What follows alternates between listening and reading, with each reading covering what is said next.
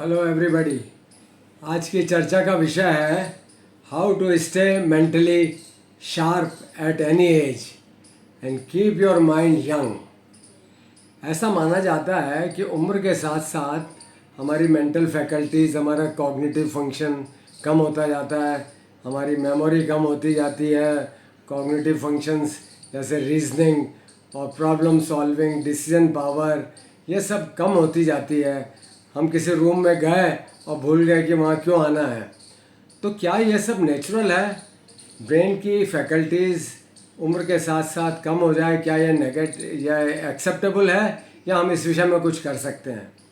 तो ऐसा माना जाता है कि ब्रेन सेल्स और ग्रो नहीं करती और एक उम्र के साथ साथ उनकी संख्या कम होती जाती है और ब्रेन सेल्स डेवलप नहीं होती, उनके कनेक्शंस डेवलप नहीं होते, ऐसा माना जाता है। लेकिन ऐसा नहीं है। न्यूरोजेनेसिस, नर्वस सिस्टम को एबिलिटी है नए न्यू ब्रेन सेल्स बनाने की। न्यू ब्रेन सेल्स बन सकते हैं, इस प्रोसेस को न्यूरोजेनेसिस कहते हैं। और दूसरा ये टर्म है न्यूरोप्लास्टिसिटी, कि ब्रेन सेल्स की कनेक्टिविटी, कनेक्शन की पावर और क्रिएटिविटी बढ़ सकती है। न्यूरोप्लास्टिसिटी, हमारा ब्रेन फ्लेक्सिबल हो सकता है, उसके जो न्यूरल कनेक्शंस हैं वो नए बन सकते हैं, ऐसा आजकल साइंटिस्ट का मानना है। और एक धारणा हमारी ये है कि हमारे तो बुज़ुर्गों में और फादर और ग्रैंडफादर को ये बीमारी थी, तो ये हमारी जेनेटिक बीमारी है। एल्जाइमर्स दादाजी को भी था और पिताजी को भी था, तो हमारी फैकल्टी डिक्लाइन होना स्वाभाविक है। पिताजी को, माताजी को, दोनों को डायबिटीज़ था, तो हमें भी होगा ही होगा। ऐसा नहीं है। There is epigenetics. Our genes are not our destiny. We can change the expression of our genes. How? By life style modifications. तो प्रैक्टिकल चेंजेस हम अपने दिनचर्या में क्या लाएं ताकि हम एपिजेनेटिक्स, हमारे जीन्स की जो हमारे जो वंशानुगत जो बीमारियां हैं उनको हम चैलेंज कर सकें, उनको ओवर पावर कर सकें, उनके एक्सप्रेशन को चेंज कर सकें। एपिजेनेटिक्स को हम कैसे काम में लें और ब्रेन की न्यूरोजेनेसिस, नई नर्व सेल्स को कैसे बनाएं, और न्यूरोप्लास्टिसिटी, तो नर्व कनेक्शंस को कैसे इम्प्रूव करें। तो हम ये विषय आज इस विषय में चर्चा करेंगे कि किसी भी एज में हम अपने ब्रेन को की पावर को, मेंटल फंक्शंस को कैसे इंटैक्ट, चुस्त दुरुस्त रख सकते हैं। तो उसमें पहला पॉइंट तो ये है कि eat a healthy diet that is nutritionally dense and anti inflammatory diet that is a plant based diet. Fruits, vegetables, nuts, seeds, ये जो नेचुरल प्लांट बेस्ड डाइट है, इसमें फ्लेवोनॉइड्स होते हैं, एंटीऑक्सीडेंट्स होते हैं, माइक्रो न्यूट्रिएंट्स होते हैं। तो ये हम अधिक काम में लें। स्टे हाइड्रेटेड, अराउंड 2.5 लीटर हम पानी पिएं, लिक्विड्स लें। और आजकल के ज़माने में, वर्तमान युग में, जो fast food, junk food, ultra process food का चलन जो बढ़ता जा रहा है, उसकी वजह से हमें मोटापा और डायबिटीज़, हाई ब्लड प्रेशर जैसी बीमारियां होती जा रही हैं और कैंसर का रोग भी अधिक उसमें फैल रहा है। इन सब में जंक फूड का एक महत्वपूर्ण योग है, उसको हम अवॉइड करें। जहाँ तक हो सके जंक फूड को हम अवॉइड करें, क्योंकि उसमें केमिकल्स हैं, कलर्स हैं, प्रिजर्वेटिव्स हैं, फ्लेवर को मेंटेन करने के लिए एडिक्टिव सब्सटेंसेस हैं। तो हमारे बच्चों में, टीनेजर्स में जो ओबेसिटी बढ़ती जा रही है, डायबिटीज़ बढ़ता जा रहा है, हाई ब्लड प्रेशर बढ़ता जा रहा है, ओबेसिटी होती जा रही है, तो ये अल्टीमेटली हमारे ब्रेन फंक्शंस को लॉन्ग रन में अफेक्ट करेगी। और बीच बीच में फास्टिंग करें, महीने में एक बार फास्ट कर लें, तो उसमें एक समय हम सिर्फ फल और फलों का रस और वेजिटेबल्स और स्प्राउट्स ही खाएँ। Exercise your body regularly. Regular exercise बहुत ज़रूरी है। 30-40 मिनट्स ब्रिस्क वॉक और इक्वलेंट एक्सरसाइज करनी हमें ज़रूरी है। आप जो भी गेम्स और स्पोर्ट्स खेलते हों वो अच्छा है। 30-40 मिनट से प्रतिदिन खेलें।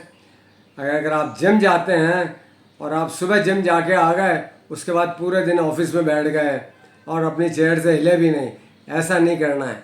50 मिनट के बाद 5 मिनट पैदल चलना है, कॉरिडोर में चलना है या सीढ़ी ऊपर नीचे चलना है।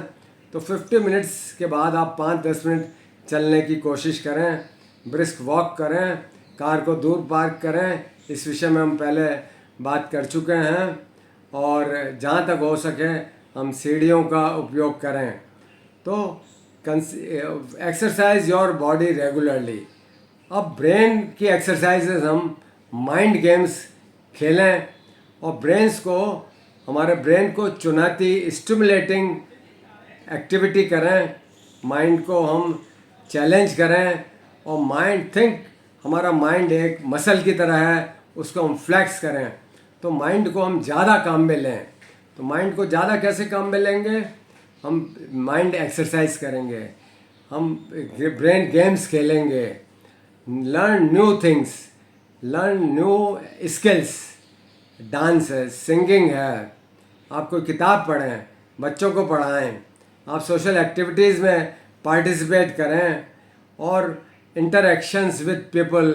और आपके जो सोसाइटी में लाइक माइंडेड पीपल हैं वो इकट्ठे होते हैं, वो कोई बोर्ड गेम, कार्ड गेम खेलते हैं, कैरम खेलते हैं, कोई भी एक्सरसाइज जॉइंट करते हैं, साथ में घूमने जाते हैं।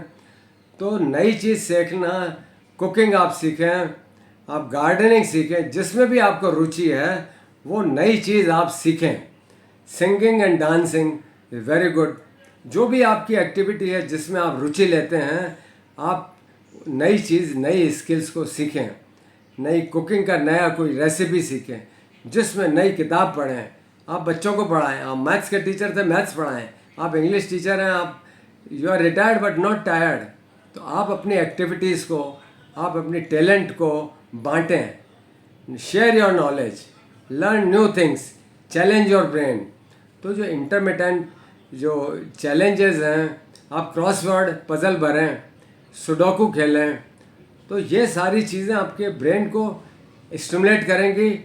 और ये जब आप ग्रुप में खेलते हैं, आप साथ में घूमने जाते हैं, ब्रिस्क वॉकिंग करते हैं, ग्रुप में खेलते हैं, तो आपका सोशल इंटरेक्शन भी होगा। तो social interaction, learn new stimulating new skills and manage your blood sugar, blood pressure and weight control. Blood pressure, blood sugar बहुत ज़रूरी है। And have a good night sleep. 7 to 8 hours sleep बहुत आवश्यक है। बच्चों में, टीनेजर्स में 9 hours sleep होनी चाहिए, ये बहुत आवश्यक है। स्लीप को हमें आजकल के हमारे टीनेजर्स, हमारे यंगस्टर्स एक टाइम वेस्ट मानते हैं कि ये तो, इससे तो टाइम वेस्ट हो रहा है, मुझे तो बहुत काम करना है, बहुत पढ़ाई करनी है, तो रात रात भर जग रहे हैं, नींद पूरी नहीं हो रही है। तो हमारा कॉग्निटिव फंक्शन, ब्रेन की एक्टिविटीज़ का डिक्लाइन होगा। आपको मेमोरी और ये सब कॉग्निटिव फंक्शंस आपके डिक्लाइन होंगे। 7 to 8 hours sleep is very important to rejuvenate your body, to rejuvenate your systems. हमारे सिस्टम्स का मेंटेनेंस एंड रिपेयर के लिए 7 to 8 आवर्स स्लीप ज़रूरी है। Reduce your stress. Stress is a big killer, major killer, and it reduces stress hormones, cortisol. इससे आपकी heart rate बढ़ती है, आपका ब्लड प्रेशर बढ़ता है और आपके ब्रेन के लिए वो अच्छा नहीं है। और avoid pesticides, exposure to toxins, smoke, tobacco and environmental poisons, environmental pesticides, environmental toxins.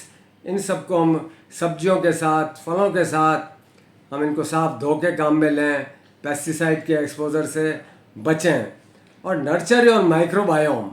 हमारे जो माइक्रोबायोम के बारे में आप अवश्य जानें।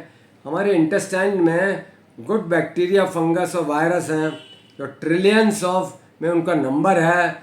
हमारी बॉडी की सेल से ज़्यादा उनका नंबर है। वो हमारे इंटेस्टाइन में रहते हैं, एक प्रोटेक्टिव मैकेनिज़्म का काम करते हैं। और उनकी डाइट है फाइबर कंटेनिंग। तो जो फ्रूट्स, वेजिटेबल्स, सीड्स, ये जो न्यूट्रिएंट्स, फाइबर कंटेनिंग न्यूट्रिएंट्स हैं, वो उनका भोजन है। और ये जो माइक्रोबायोम है, गुड इंटेस्टाइनल बैक्टीरिया, इस फाइबर को खा के, जिसको हम नहीं पचा सकते, वो खा के जो मेटाबोलाइट्स बनाते हैं, शॉर्ट चेन फैटी एसिड्स, वो ब्रेन के लिए बहुत अच्छे हैं, वो ब्रेन का नरिशमेंट है। तो शॉर्ट चेन फैटी एसिड्स जब हमारे माइक्रोबायोम खुश हो जाते हैं, उनको भोजन फाइबर एडिक्वेटली मिल गया, तो वो ब्रेन को मैसेज देते हैं कि हमारा स्वास्थ्य ठीक है, तो ब्रेन के फंक्शंस इम्प्रूव होते हैं, ब्रेन हैप्पी हार्मोन रिलीज़ करता है, आपका मूड ठीक होता है, आप डिप्रेशन से बचते हैं और मेंटल इलनेसेस से बचते हैं। तो इन सब दिनचर्या में बदलाव लाकर हम अपने ब्रेन का फंक्शन इम्प्रूव कर सकते हैं, कॉग्निटिव फंक्शन इम्प्रूव कर सकते हैं, और किसी भी एज में हम मेंटल फैकल्टीज़ को एक यंग पर्सन की तरह रख सकते हैं। तो have best mental faculties eight any as. Thank you.